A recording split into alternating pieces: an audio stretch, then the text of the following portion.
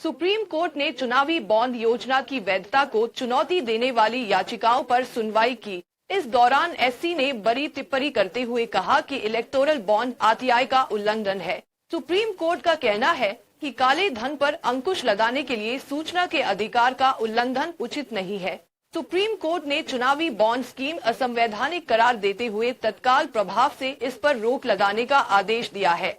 SC ने केंद्र सरकार से चुनावी बॉन्ड स्कीम के जगह किसी अन्य विकल्प पर विचार करने को कहा है। Chief justice DY Chandrachud, justice Sanjiv Khanna, justice BR Gavai, justice JB Pardiwala और जस्टिस मनोज मिश्रा की पीठ ने इस मामले पर सर्वसम्मति से फैसला सुनाया। सुप्रीम कोर्ट ने एसबीआई से 6 मार्च तक चुनावी बॉन्ड की जानकारी देने के लिए कहा है।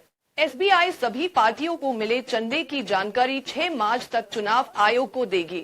चुनाव आयोग के पास 13 मार्च तक अपनी वेबसाइट पर जानकारी पब्लिश करने का समय तय किया गया है।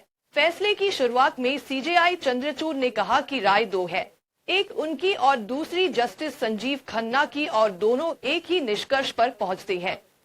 सुप्रीम कोर्ट ने कहा कि चुनावी बॉन्ड के माध्यम से कॉरपोरेट योगदानकर्ताओं के बारे में जानकारी का खुलासा किया जाना चाहिए, क्योंकि कंपनियों की ओर से दिए जाने वाले दान पूरी तरह से बदले के उद्देश्य से है।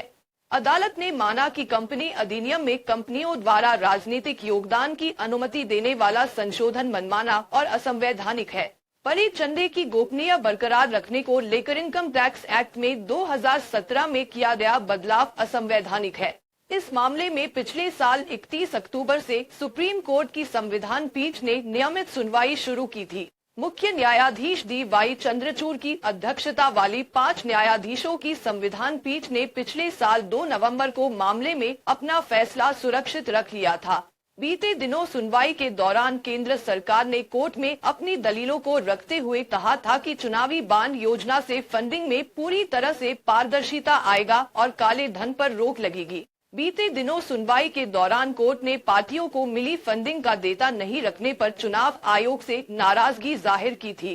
सुप्रीम कोर्ट ने चुनाव आयोग से बेचे गए चुनावी बॉन्ड के संबंध में 30 सितंबर 2023 तक डेटा जमा करने को कहा था।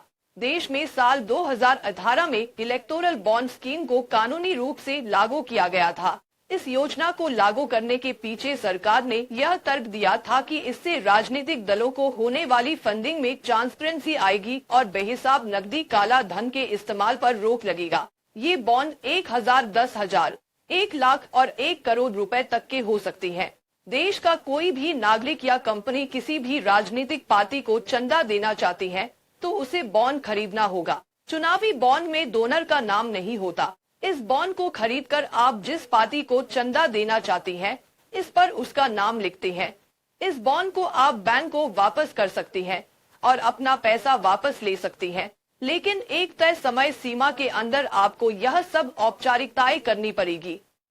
प्रावधानों के अनुसार केवल वे राजनीतिक दल जो लोक प्रतिनिधित्व अधिनियम 1951 की धारा 29A के तहत पंजीकृत है और जिन्हें पिछले लोकसभा या राज्य विधानसभा चुनावों में डाले गए वोटों का कम से कम 1% वोट मिली हो, वह चुनावी बॉन्ड प्राप्त करने के लिए पात्र है। पॉलिटिकल फंडिंग में पारदर्शिता लाने के मद्देनजर राजनीतिक दलों को दिए जाने वाले नकद दान के विकल्प के रूप में इलेक्टोरल बॉन्ड को लाया गया।